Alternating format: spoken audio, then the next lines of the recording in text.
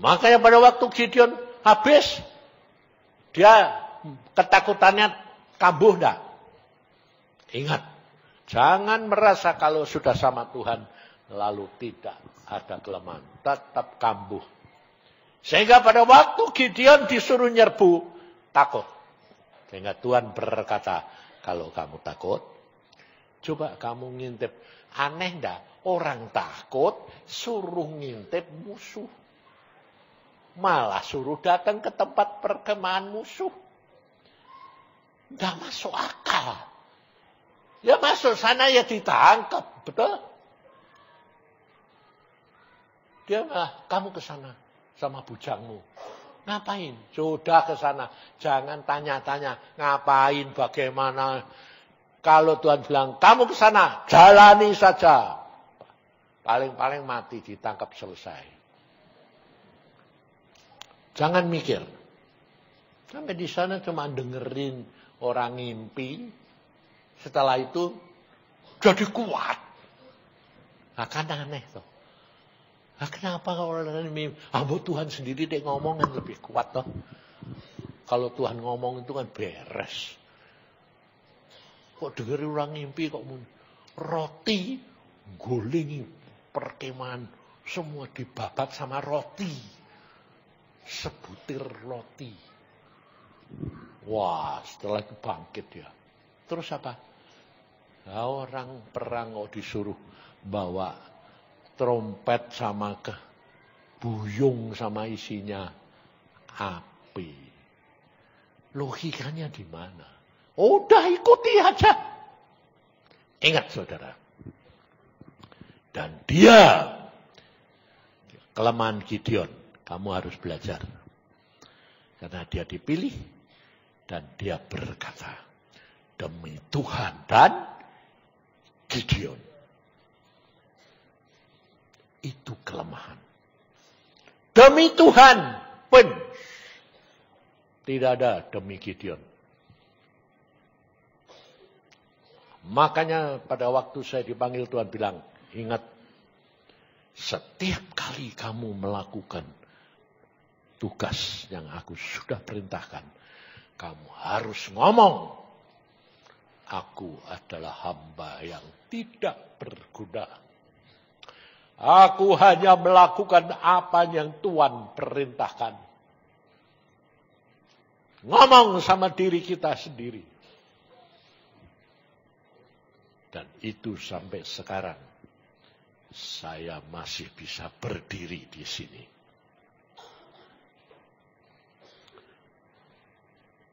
Kalau saya pikir, saudara, saya itu sudah tidak mampu. Secara fisik. Bagaimanapun juga, jalan saja itu kadang-kadang itu udah, bahasa Jawa ini itu gloyoran. Jadi tidak bisa lurus ini. Kadang-kadang, lu kok miring kenapa Tuhan? Kok kesini kenapa? Karena apa? Keseimbangannya sudah mulai berkurang. Bayangin, saudara. Makanya untung ada BP, ada AL. Sekarang sampai kalau keluar kota, nggak boleh sendiri. Aku bilang, kenapa? Sudah keloyoran gitu. Nanti jatuh di jalan piye. Aku bilang, ya wes nurut. Sadar kekurangan. Tapi bukan berarti tidak berjalan. Ngerti saudara? Tidak menyerah. Saya kemarin dulu waktu ke Temanggung, Iin sampai ngomong gini, Tah, semangat. Loh, aku loyo. Iya. Oh ya, betul. Loyo, saudara. Sampai pulang itu, Lani ngomong gini, Pah, waktu di Temanggung itu, Cici sama aku ngomong apa? Enggak ngomong apa-apa. Loh, papa numpangi tangan, diajak berunding. Enggak tahu. Lupa, saudara. Hah? Aku kok lupa semua? Waduh, fisikku sudah parah. Tapi setelah diomongin sama Lani, diceritakan, ingat tuh. Oh ya, betul. Masih ada tugas, belum selesai. Jadi tidak boleh pulang lagi. Lebih-lebih disuruh pergi ke Mahanaim. Ngapain Tuhan? Naik terap tingkat 5. Aduh Tuhan.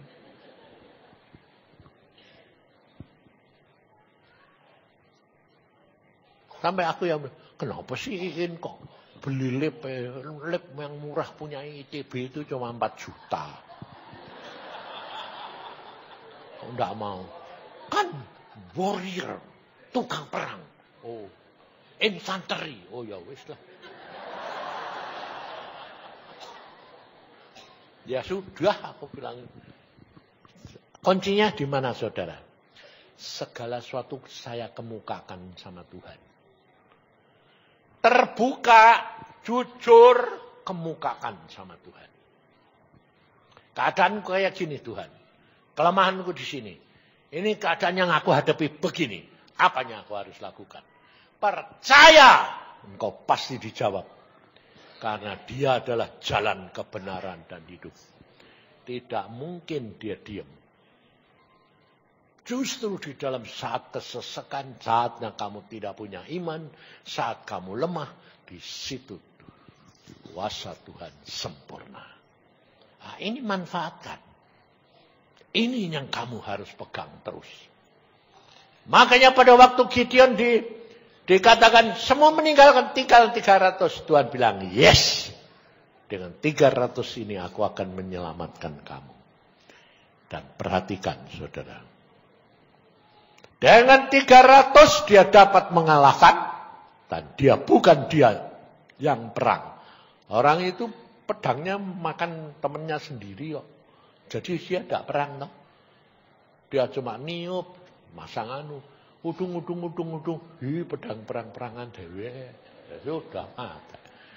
Dan kamu perhatikan, awas. Kejatuhan Gideon di mana? Gideon itu tragis, saudara. Setelah dia mati, anaknya 70 orang semua mati. Dibunuh sama adiknya, salah satu anaknya. Bunuh-bunuhan sendiri. Tragis amat. Terus Tuhan berkata ini, ajari mereka. Mahanaim, jangan lihat hasil. Gideon pada waktu sudah berhasil, selesai. Dan dia mau diangkat oleh orang-orang Israel. Kamu yang merintah, anak cucumu turut merintah. Gideon bilang, tidak. Yang merintah kamu Tuhan. Bagus toh? Karena dia sadar bukan dia. Tapi perhatikan, dia minta apa? Anting-anting hasil. Dan dari hasil itu dia membuat efod. Efod itu kan baju ya. Baju imam. Dengan emas itu. Dan itu jadi berhala. Sehingga membawa kemusnahan keluarganya. Perhatikan saudara. Tuhan pesan. Jangan sampai anak-anak Tuhan di Mahanaim ini berhasil terus kemudian lihat hasil. Lupa diri. Membuat berhala yang tidak pernah. Orang bikin efod itu kan bajunya imam. Bagus. Seolah-olah itu bukan berhala. Tapi itu bisa jadi berhala. Apa yang kamu suka? Maka dari itu kita itu wajib di hadapan Tuhan. Jujur apa adanya. Beritahukan semuanya. Kelemahanmu, kelebihanmu, semua beritahukan. Dan menghadapi apapun, jujur ngomong sama Tuhan. Terus terang. Tuhan pasti buka jalan buat kamu. Dia Allah yang luar biasa. Dan selalu ada jalan. Makanya saya orang ini tidak peduli saya. Tidak urusan saya. Kalau Tuhan suruh pergi, berangkat. Saya tidak peduli saya. Bayangin saudara kemarin. Ada hamba Tuhan sakit. Sakit kanker. Sudah ditutupi sama keluarganya. Semua sudah ditutup-tutupi. Jangan sampai ada orang tahu. Didoakan. Terus datanglah hamba Tuhan. Yang dar karunia. Jangan khawatir. Kita berdoa. Tambah 10 tahun. Wah, keluarganya senang. Ya, orang sakit didoakan ditambah 10 tahun senang tak? Senang. Datanglah Yusa.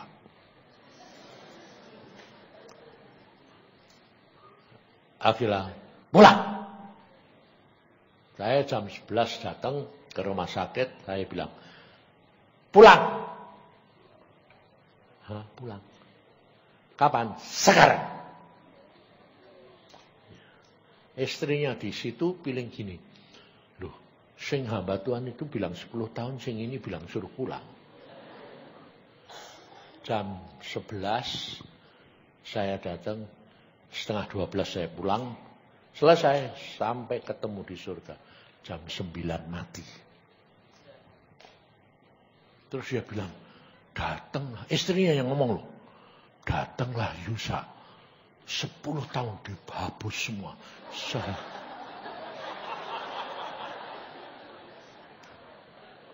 Ngerti saudara? Kalau jadi penyambung lidah Tuhan, itu belum tentu enak. Saya tidak pernah pusing. Kalau Tuhan bilang, antar, pulang. Ya pulang. Saya tidak peduli orangnya. Sebab saya punya prinsip. Siapa yang pulang dulu? Untung. Makanya kalau istri saya ngomong, yang ini sesak, ucap syukur. Pulang. Kalau sudah boleh. Loh, aku ya mau. Ngomongnya bilang gitu. Tapi pikirannya belum mau. Kalau sudah waktunya, ngucap syukur. Pulang. Ya. Aku ya mau, tapi tidak pulang-pulang. Oh, pikiranmu belum mau pulang. No. Aku mau. Ya. Kalau kamu tidak ngalami sendiri, itu tidak percaya. Ngomong gampang. Tapi roh jiwamu ini. Maka dari itu saudara belajar dari firman. Gideon pada waktu Tuhan berkata, 300 ini cukup. Ya, jalan aja. Lakukan apa saja. Tapi saudara perhatikan. Pada waktu 300 orang setelah menyelesaikan tugasnya, dia datang ke kota-kota, minta roti dan air. Tidak ada orang memberi. Tidak ada orang memberi. Dan Gideon marah. Nanti kalau aku sampai kembali lagi bawa kepalanya raja itu, kamu tua-tua ini akan gebuki pakai duri dari hutan. Dan mereka digebuki sungguh loh. Pulang itu 70 tua-tua dikumpulin, dihajar semua sama duri. Terus yang di menaranya dirobohin. Ngerti saudara? Di situ Gideon tidak dapat menguasai diri. Lupa itu karya dan pekerjaan Tuhan. Maka dari itu engkau harus berkata kepada dirimu sendiri. Lukas 17 ayat 10. Aku adalah hamba. Setelah kamu melakukan semua tugas yang dari Tuhan, kamu harus ngomong. Aku adalah hamba yang tidak berguna. Jadi kalau kamu diajak, kamu dikatakan apa-apa, santai, ngucap syukur. Saya ngalami, bayangin saudara, melayani seorang bapak, sarjana, orang kaya, 4 tahun. Tiap pagi jam 7 sampai jam 8 saya mampir ke rumahnya melayani firman, menduakan. 4 tahun. Sudah berhasil, selesai. Dikatakan apa? Yusa 1 hari loh itu. Sudah selesai 4 tahun. Datang, Yusa selamat tinggal. Hah? Mau kemana Bukan kemana-mana. Aku sekarang sudah tidak butuh kamu lagi. Rasain. 4 tahun. Tiap pagi sebelum pergi ngantor ke direktur sekolah perawat, mampir rumah dia, melayani. Selesai berhasil, hasilnya sudah miliaran. Aku mulai hari ini tidak butuh kamu. Rasanya kayak apa, saudara? Apakah saya malaikat? Puji Tuhan. Enggak. Saya pun marah. Tapi bedanya di sini.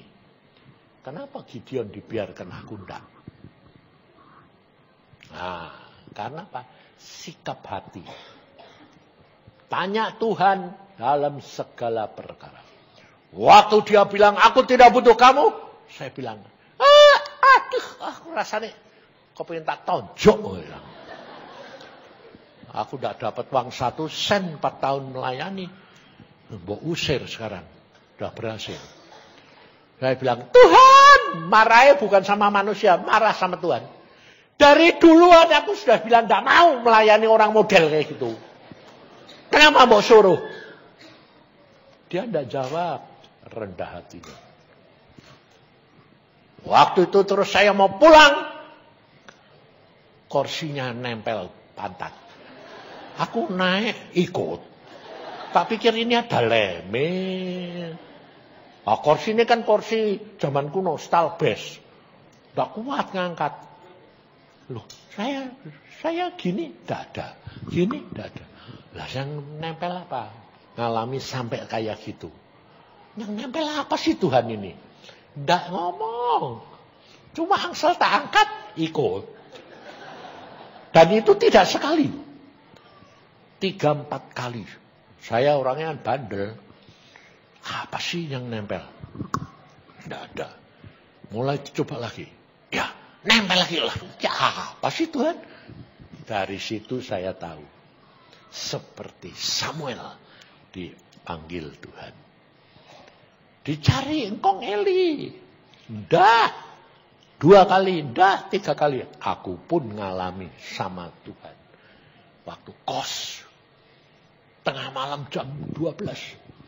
Dipanggil nama saya. Chongsin. Nama saya dulu Chongsin. Bukan Yusa. Yusa ini kan nama baru. Aku dulu kasih nama Yusa. Ya tidak mau. Yusa buat apa? Aku bilang. Itu namaku, nak. Yosua itu namaku. Aku berikan kamu. Supaya kamu ngalami seperti yang aku alami. Ya sudah, mau. Panggil, saudara. Malam-malam itu panggil. Chongsin, keluar. Siapa yang nyari saya? Saya keluar loh. Saya sudah tahu kalau itu Tuhan. Jadi keluar. Jam 12:30. Ya tidak mungkin ada orang tahu Tuhan. Ya tidak ngomong. Apa sudah keluar kan yang ngomong di luar tuh ya. Aku lu kan lu makanya kamu tuh harus kenal Tuhanmu. Nggak ngomong. Aku balik lagi, mulai mau tidur. Chongsin. Siapa sini? Keluar lagi saya. Kedua, saya lihat, wah dah, pasti Tuhan. Terus saya masuk, saya bilang, Tuhan, engkau yang manggil aku. Yes. Nah, ngomong dia. Ada apa Tuhan? Hambamu mendengar. Ngomong-ngomong seperti manusia gini. Ingat, aku kasih tahu kamu. Pilih. Apa? Iin atau Mamai yang mati. Waduh. Lah wong dipanggil kok urusan kayak begitu, berkat ndak. Iin atau Mamai yang hidup. Lu kenapa? Iin baru setahun belum ya? Iin atau Mamai? Mikir ini toh. Kalau Iin bikin lagi bisa.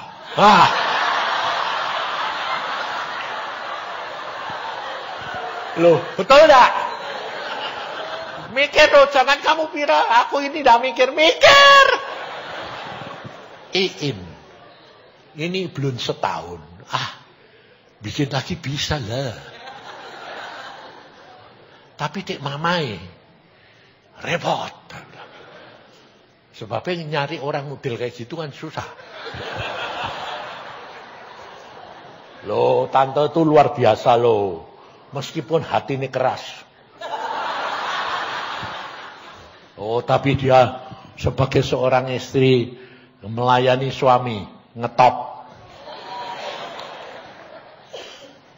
Nanti aku mikir, gimana ya Tuhan? Cepat jawab. Wes moh bingung aku. Kalau Iin nanti mati Mamai susah, ya percuma. Ngapain aku bilang?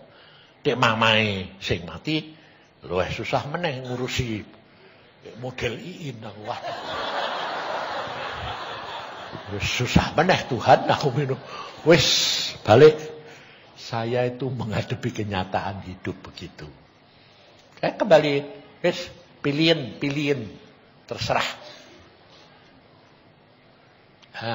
Oke, aku tetapkan 3 hari yang akan datang. Ya, 3 hari yang akan datang saya di telegram sama istri saya. Iin sakit keras. Aku mau ujian dulu. Aduh piye ini? Ujian atau Iin? Ujian paling mati ya wis mati ben lah. Wis milih Mamai ya wis ini mati. Jadi saya tetap ujian. Selesai ujian saya pulang. Saya pikir saya pulang wis dengar Iin mati. Bapak, Mamai sudah telepon, kakak, mamahku, papahku, mae sudah datang semua ke Semarang. Iin meninggal. Jadi saya pulang, wis Iin matek lah aku ngono. Wis engko bikin gawe meneh. Jadi saya itu orangnya memang hidup kenyataan ya begini ini. Jadi terus saya pulang, lah ini sudah digendong Mamai. Lu kok rasis do mati? Jadi saya tidak tanya apa-apa. Loh, rasis do mati? Nggak. Oh. Kapan? Kenapa Daisy? Aku sudah nyerah, tak sukamu Tuhan. Mak bilang, aku serahin. Kalau harus pulang, pulang. Kalau harus enggak. Malah hidup. Hidup dengan Tuhan itu aneh toh? Ngeri-ngeri sedep. Percayalah. Tuhanmu luar biasa. Maka dari itu saudara, kalau Gideon pada waktu itu dipakai, ingat ya, saya ingatkan. Jangan sampai kamu jatuh seperti Gideon. Jangan lihat hasil. Apapun, ngucap syukur. Tuhanmu baik. Tuhan punya destiny buat kamu sendiri. Tidak sama. Tapi jangan khawatir. Tuhan yang punya menetapkan. Dan ingat, dengan Tuhan itu bisa diubah. Jadi jangan tetapkan, ini jodohku. Tidak bisa diubah. Bisa diubah. Kenapa Tuhan berubah-berubah? Tidak tahu. Memang Tuhan suka bikin gara-gara. Itu Tuhan kita. Yang penting kamu percaya Tuhan baik. Semua akan jalan sesuai dengan kehendak Tuhan. Kita tidak pernah tahu, saudara. Bumi di bawah kita sudah melekah. Saya waktu di Cirebon Tuhan berkata, jaga-jaga dan berdoa. Apa yang akan terjadi? Tidak tahu. Tapi pasti terjadi. Tidak tahu. Saya juga tidak mau tahu. Apa yang aku harus lakukan, Tuhan? Ingatkan supaya berjaga dan berdoa. Waktunya sudah sangat singkat. Maka dari itu, saudara, kita harus waspada. Apa yang terjadi? Tidak tahu. Tapi ngucap syukur. Lakukan bagianmu. Kamu berjaga berdoa. Kalau Tuhan ingatkan, lakukan. Jangan tanya-tanya. Jangan terlalu dianalisa. Kalau sudah kepepet, tanya pemimpin. Kalau pemimpin bilang gini, terjang saja sing salah pemimpinnya. Paling-paling digantung sama-sama. Jadi kamu harus berani punya sikap hati yang tertuju hanya kepada Tuhan. Maka engkau akan menikmati hasil karya Tuhan yang luar biasa. Amin. Ayo sembahyang. Tuhan, hambamu sudah sampaikan. Hamba tidak tahu. Tapi engkau mengatakan, ingatkan, waspada. Selalu ngomong sama diri kita sendiri. Aku adalah hamba yang tidak berguna. Aku hanya melakukan apa yang engkau perintahkan. Terima kasih Tuhan. Dan hambamu minta belas kasihanmu. Engkau kuasai anak-anakmu di tempat ini. Karena belakangan ini Tuhan. Yang telepon kepada hamba semua. Istri, suami dikacaukan. Kalau tidak suaminya, istrinya. Aduh, sampai aku bilang, Tuhan, ini bagaimana anak baru 17 bulan, istrinya selingkuh. Anak baru lahir, suaminya selingkuh. Piye tah Tuhan?